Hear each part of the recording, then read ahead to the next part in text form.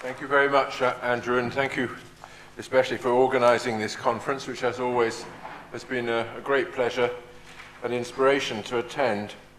I'm obviously going to be talking very briefly about a huge topic which contains the whole of religion. I'm going to try and approach it a little bit from the outside.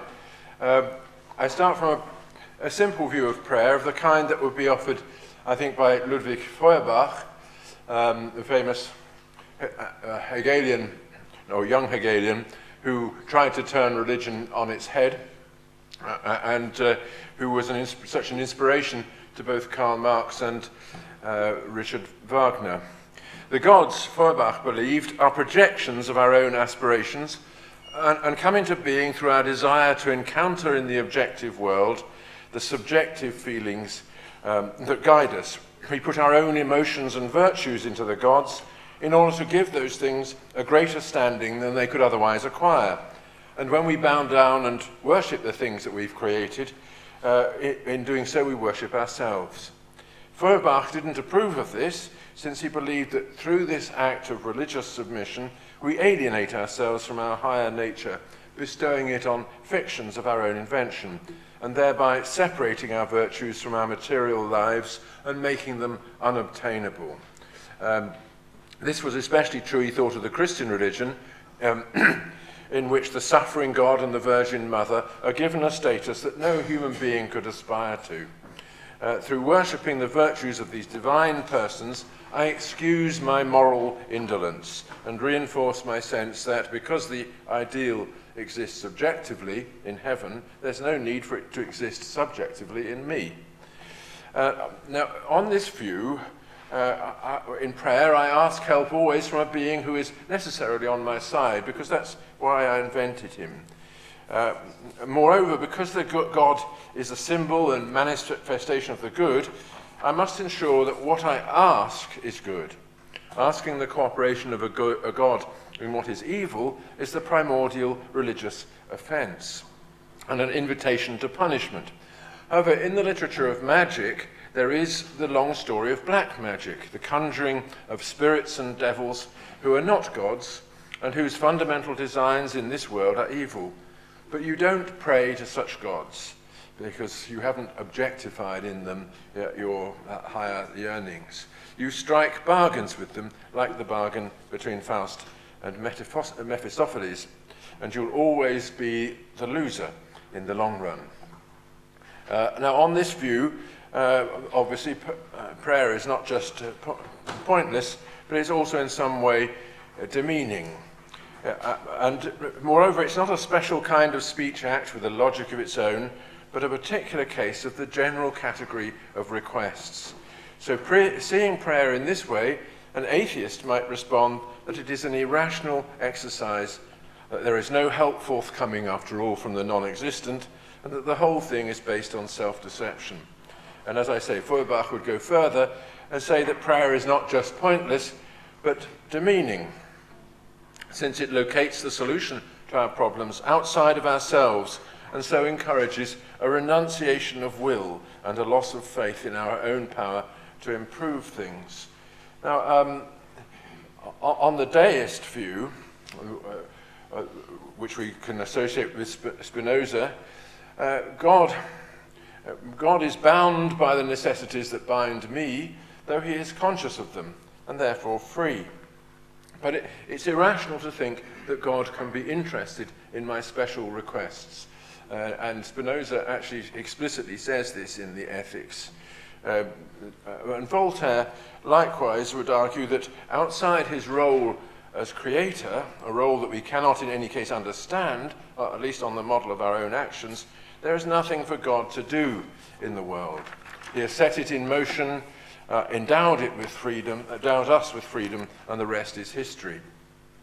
So all those views, the deist views, make it look as though prayer is a pointless activity, or worse, and as though those who think that there is a life of prayer, as most Christians, I think, and who devote themselves to pursuing it, are deceiving themselves.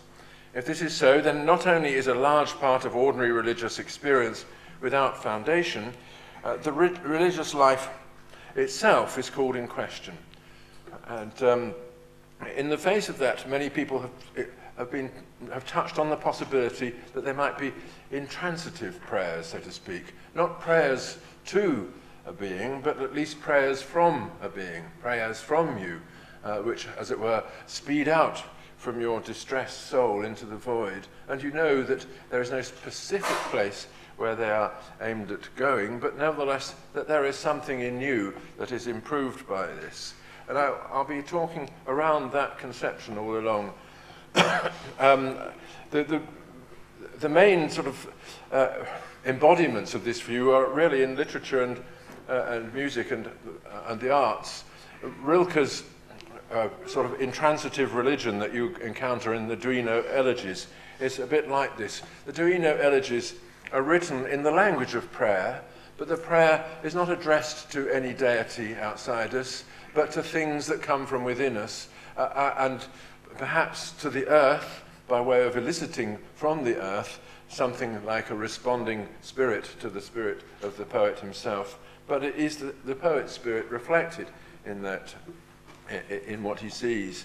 Likewise, in Wagner's Ring Cycle, you have a wonderful realization in drama of an intransitive religion.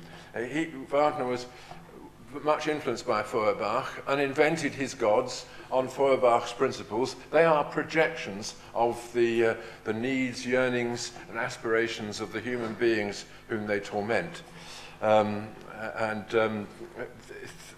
Prayer hardly occurs in the Ring Cycle, except once, in fact, when Brunhilde reveals to Sieglinde, who wanted only to die, that she is actually bearing Siegmund's child, at which moment Sieglinde launches into an incredible prayer of gratitude towards this goddess, who otherwise seemed to have been the instrument of disaster. And that is famously accompanied by a theme which returns at the end of the ring to tell us that that is actually the meaning of it all. It's all that we have, gratitude born out of suffering. But anyway, there are shared intransitive religions, and these are perhaps more important from our point of view. Religions without a personal God, and the Tibetan monastery is a house of prayer built around such a religion in which people pray all day, but not to anything, only from something, from themselves and their predicament. Constantly going round and round the same old circle of repentance. And it's, funnily enough, that kind of Buddhism is not without its equivalent of special divine action. In the selection of the Dalai Lama himself is, as it were, an act of God, even though there is no God to perform it. A very strange thought, that. So that, as the Tibetan monasteries show, therefore, the idea of a personal God might be absent even when prayer is present. And that suggests that we really are dealing with a different speech act from the one that we know as asking. It is, in many cases, more like a rehearsal of something, as when a Buddhist recites the three jewels, or a Jew the Shem, or a Muslim the Shahada. People declare their faith, and in many standard prayers, this declaration is inseparable from the beseeching. In repeating the prayer, you are putting yourself in the presence of God, or in the case of Buddhism, turning yourself away from the world towards nirvana. You are reorienting yourself, and so that your ordinary desires and concerns are in some way discarded, or if they remain, transfigured and made compatible with your higher nature. Your nature in the eyes of God, or as a disciple, or as a pilgrim on his way to nirvana. And I think this is where we should notice the existence of liturgical prayers, either as part of a standard liturgy, or as prayers that are repeated on a daily basis. Perhaps again and again, like the Lord's Prayer and the Hail Mary. Although these prayers often include petitions, they have two other features that are of great importance. First, they're fixed and liturgical character. They're composed of precise words, often words that have come down to us in language that is no longer current, or perhaps even no longer spoken. Secondly, they have the character of an affirmation. The Lord's Prayer, as you know, begins with a declaration of the status of God, followed by an act of worship, hallowed be thy name, and a command to himself from the person praying, thy kingdom come, thy will be done, in other words, be done in me.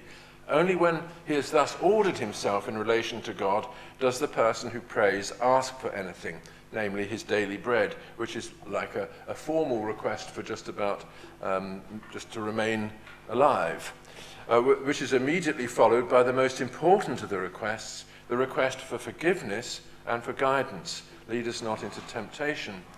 You can understand these requests, in fact, in quite another way, namely as promises offered to God, rather than petitions to receive something.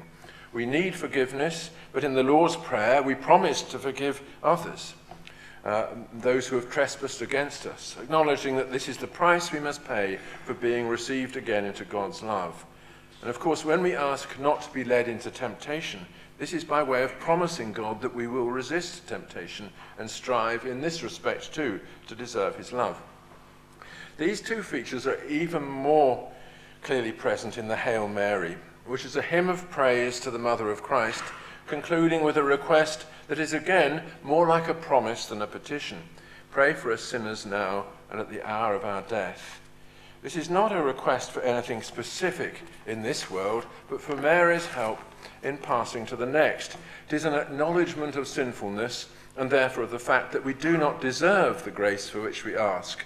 It is also a recognition that the power of salvation does not lie with Mary, but with God. Mary's being asked to add her prayers to ours at the crucial moment. Even if you wish to construe this as a request, it is a request of a very unusual kind, which is again much more like a reorientation of the one who prays, a turning towards God, a readiness to be with him, and an acknowledgement of the real difficulty of praying.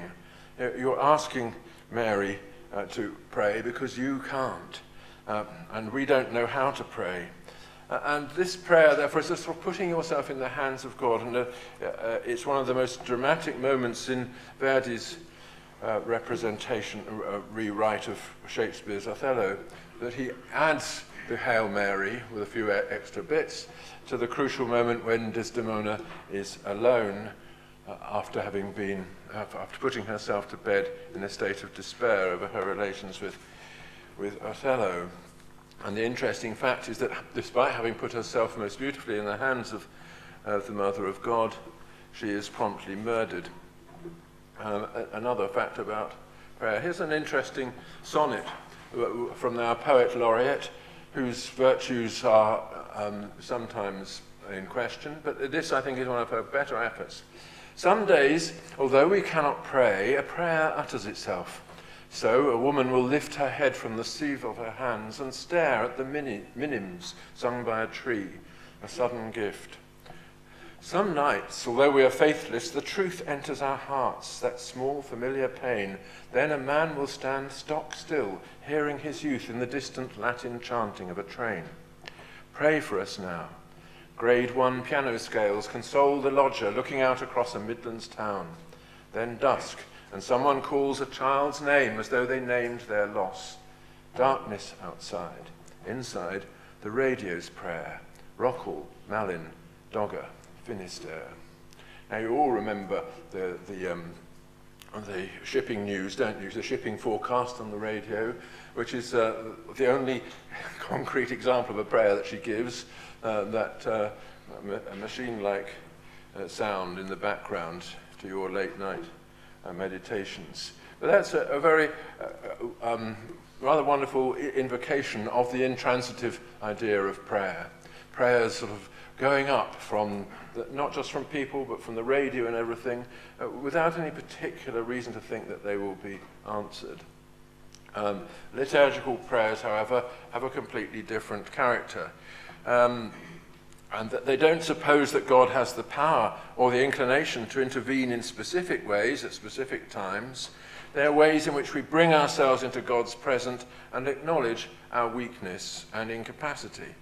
The help they ask for is the help that we ourselves provide through whatever strength of will we can, with God's help, muster. And God's help consists in the inner transformation that puts us on the level from which we can address him. And another way of putting this is to say that liturgical prayers are purifications, ways of discarding the pollution of our sinful ways so that our good intentions may once again emerge and be effective. And that's really what crosses the mind of the lodger in that Midland town as he hears the piano scales. But there are specific prayers too, and there's a real question what they are asking for. If we thought of religion as downstream from magic and prayers as downstream from spells, then we might suppose a prayer to be simply a way of summoning a god to one's aid. The priest or shaman has particular powers in this respect, for the god that he summons is in the shaman's power. In other words, the shaman is not asking the god for something, he is commanding it. And this is an interesting feature of magic. One of the great differences between magic and religion. Magic is not an admission of weakness, but an assumption of strength. It is not humble, but arrogant, and it affects to bind the gods themselves to the will of humans, as Ariel is bound to the will of Prospero. Alchemy was, in that sense, a search for power, the power that would bring the secret spirits that influence human destiny under the control of those whom they otherwise might control. I would say that there is a great spiritual advance in the transition from magic to religion, and this advance consists in renouncing the attempt to control the world and learning instead to accept it. And all that is contained in the Lord's Prayer and in the reaffirmation of forgiveness as the Christian's primary duty. So prayers then are not spells, but we still do ask for things in our prayers, for cures, for illness, recovery of those whom we love, and the votive offering in which something is given to the god in order to attract his sympathy survived from pagan times into the cult of the saints. We're all familiar with the chapels in Mediterranean countries where the silver images of legs, arms, and other limbs and organs hang, begging for assistance to their counterpart on the donor's body. Sometimes we ask for impossible things. The wife of the sailor lost at sea prays that he has not drowned, even though there is no way that even God can undo the past. The recent loss of the Malaysian airliner was the occasion of many such prayers, and they reminded us of a crucial fact that prayer is not just an expression of faith, it's an expression of hope. You pray for what you can hope for, and where there is no hope, prayer becomes impossible. So one way of looking at prayer of this kind, therefore, is as a hope lifted from the empirical world and offered for a blessing by the transcendental. It is a hope that stands at the edge of consecration, a hope to which another hope is added, the hope that God will turn his eyes towards it and give his blessing. Whatever can be hoped for can therefore be prayed for. The question is, what difference does it make? So it's helpful at this stage to distinguish two types of prayer. On the one hand, they are the prayers which are granted, or which can be taken as granted, through some inner process of my own. If I pray for the strength to resist a temptation, and when the hour comes, find that I am indeed able to resist it, then I might thank God for granting me the necessary strength. Or I might pray for forgiveness for something I've done, and by dint of praying, become convinced that I have been forgiven. This too is something for which I might thank God. In both cases, prayer has been effective because it has changed my state of mind in just the way that I wanted it to change. There is no need to assume in addition that God stepped in to bring about a condition that I could not have achieved on my own. I did achieve it on my own through praying. So at least the atheist will say, and I think many believers also. On the other hand, there is the prayer that asks for something that lies beyond my power to bring about merely by praying. I pray for peace in Syria, for instance, knowing that no action of mine could possibly bring it about. In the Anglican Church, before Holy Communion and during the intercession, bidding prayers are sometimes inserted into the liturgy. They tend to sound like a summary of the morning's news, usually with all the BBC prejudices still attached, telling God that there is work to do and he had better put his finger out and get on with it. But down the centuries, prayer has often been like this, a request that God change things by acting to bring about a precise result. We pray for the outcome we desire, for victory against our enemies, safety in times of pestilence. And what difference is made by such a prayer?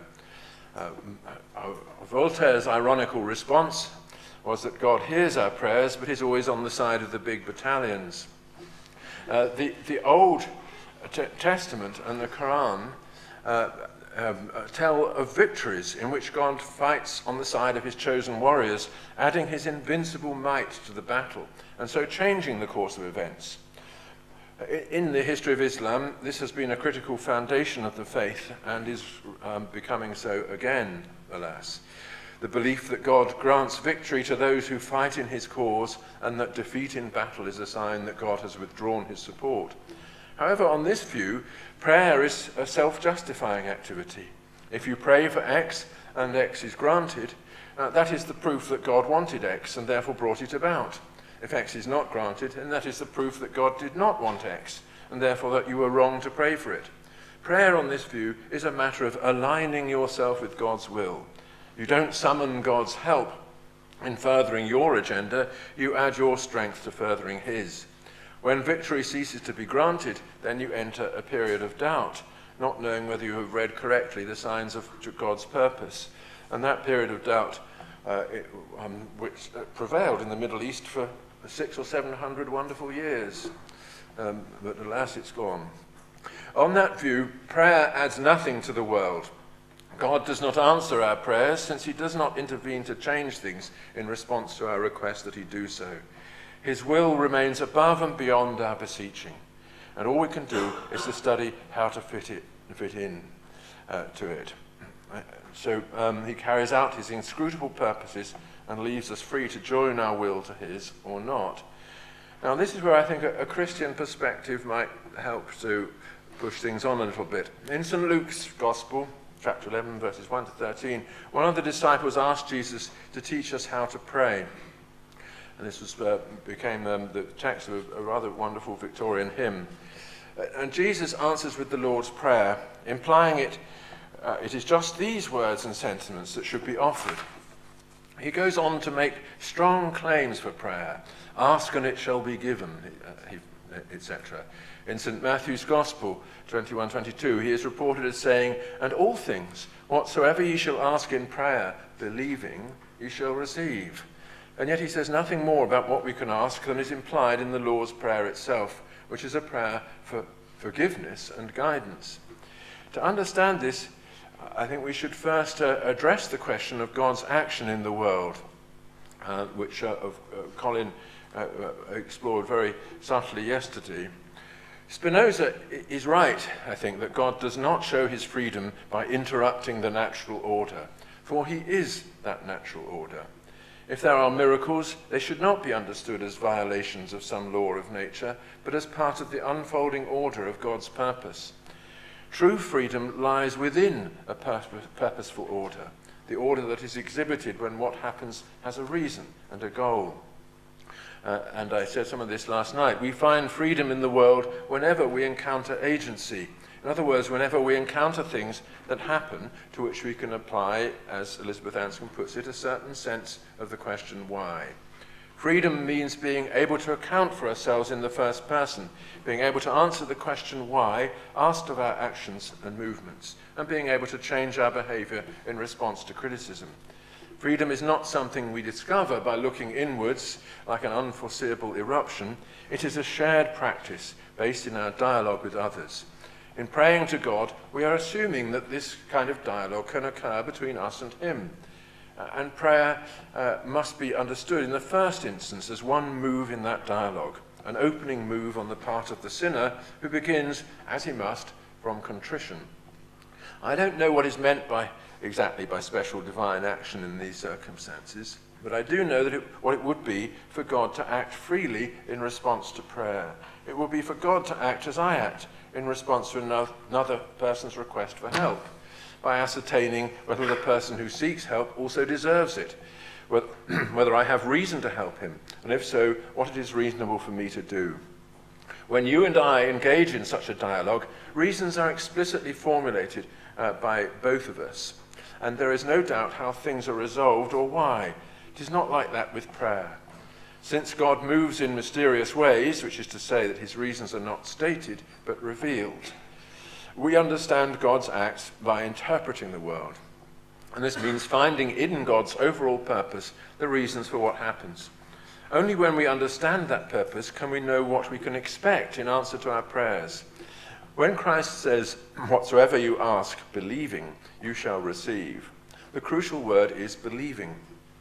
Believing in God's purpose, and that means knowing that purpose in yourself. The believer cannot ask for just anything. His sense of God's purpose limits what it is rational to ask for.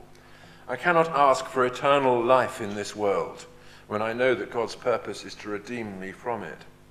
If I ask for revenge against my enemy, I cannot ask for this believing, since my belief informs me that no such reason can work with God. If we see prayer in this way, as the first move in a dialogue, in which the other person is not tongue-tied, but presenting his reasons in the language of revelation, we might begin to see how prayer makes sense.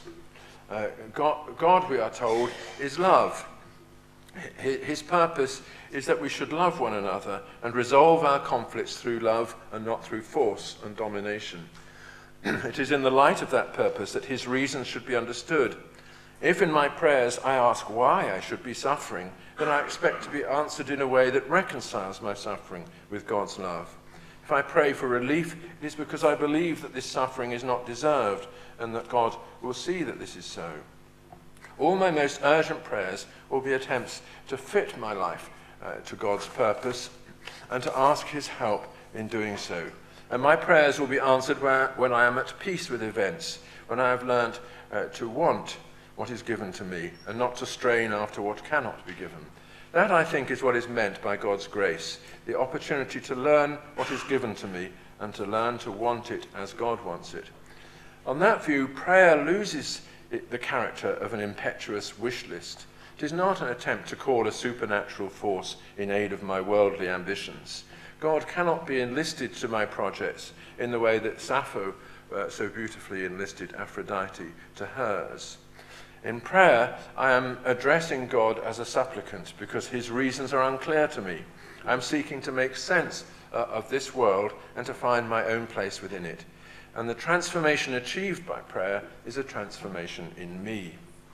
In effect, prayers are so often granted when sincerely made for the reason that those requests that can be made from the posture of belief are requests that are answered in the act of making them. The urgent and penitent request for God's forgiveness is the kind of thing that brings the sense of being forgiven by God. The believing prayer for help in times of suffering is the laying bare of suffering that is the first step to relief from it. When prayers are not answered, it is in many cases because they are not prayers that can be made sincerely, as in my attempt to make God share my ambition for wealth, longevity, or sexual conquest. Sappho can sincerely ask for Aphrodite's help because this is the goddess's speciality and part of her plan. She was offended, remember, by the chastity of Hippolytus.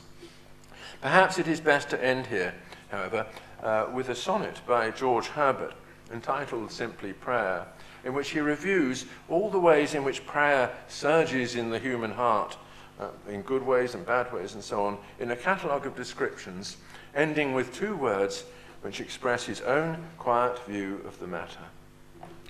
Prayer, the church's banquet, angel's age, God's breath in man returning to his birth, the soul in paraphrase, heart in pilgrimage, the Christian plummet sounding heaven and earth, engine against the Almighty, sinner's tower, reversed thunder, Christ's side piercing spear, the 6 days world transposing in an hour, a kind of tune which all things hear and fear, softness and peace and joy and love and bliss, exalted manner, gladness of the heart, heaven in ordinary, man well dressed, the Milky Way, the bird of paradise, church bells beyond the stars heard, the soul's blood, the land of spices, something understood. Thank you.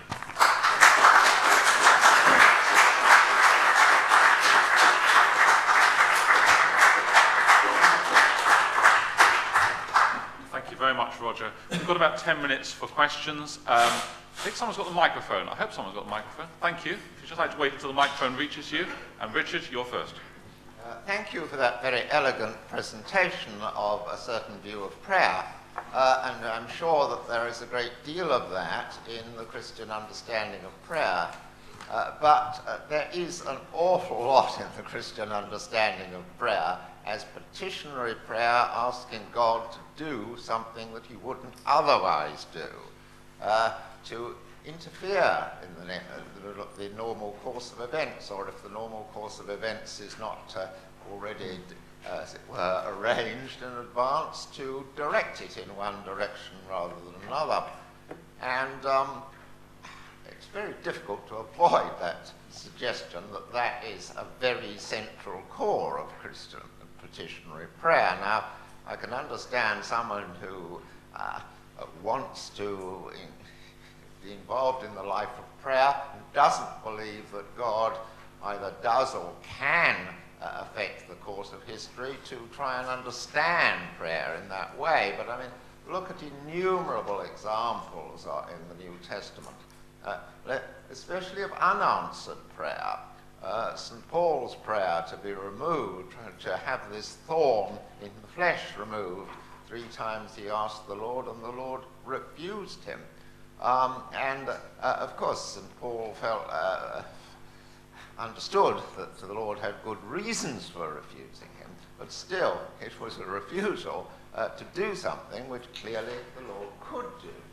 Now, I understand also behind some of what you're saying a certain moral feeling that somehow or other we shouldn't be asking for things, but we should accept what God has provided. But surely a loving God would want to interact with us, and the Christian view of God is as a friend, in St. John's words, and interaction means doing something that you wouldn't do unless you had been asked. If I treated my children in the sort of way that you are suggesting that God treats us, they would deeply resent it.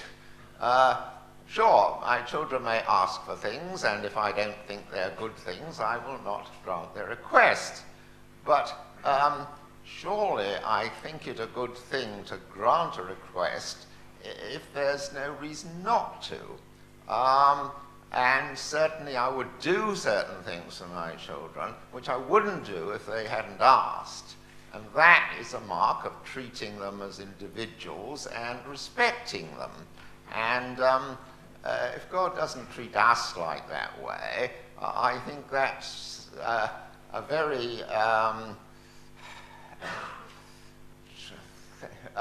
view of religion which treats us as sort of pawns in God's game, really. And so I regard this as a very inadequate view of petitionary prayer. So pawns in God's game. Roger, I'd like to respond to that. Yes, well, that was less a question than the assertion of a rival point of view. All I should say in response is that I think your point of view is wrong.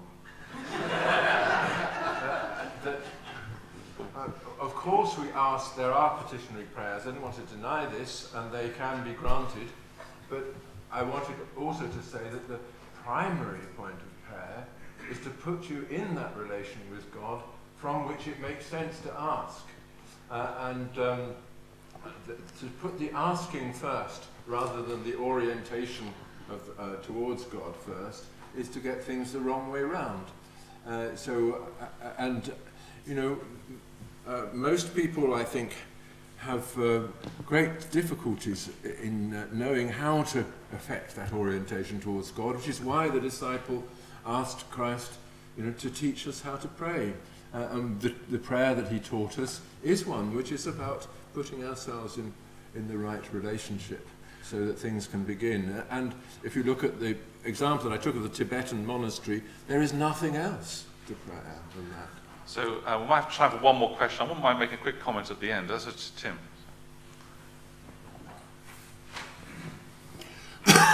Tim McGrew, Western Michigan University. I'm sympathetic to both sides of attention that I hear here in the interplay between you and Richard Swinburne, between the petition and the orientation. Of course, in Luke 22, Christ famously prays, "Let this cup pass, nevertheless, not my will but thine." I'm wondering if we might find a way of harmonizing these in the 1928 Book of Common Prayer, with that wonderful line that says, "And that we may receive those things for which we ask, teach us to love those things which thou dost command." Very good. Yes, I mean, insofar as there is any wisdom in the Christian religion, it's contained in the Book of Common Prayer.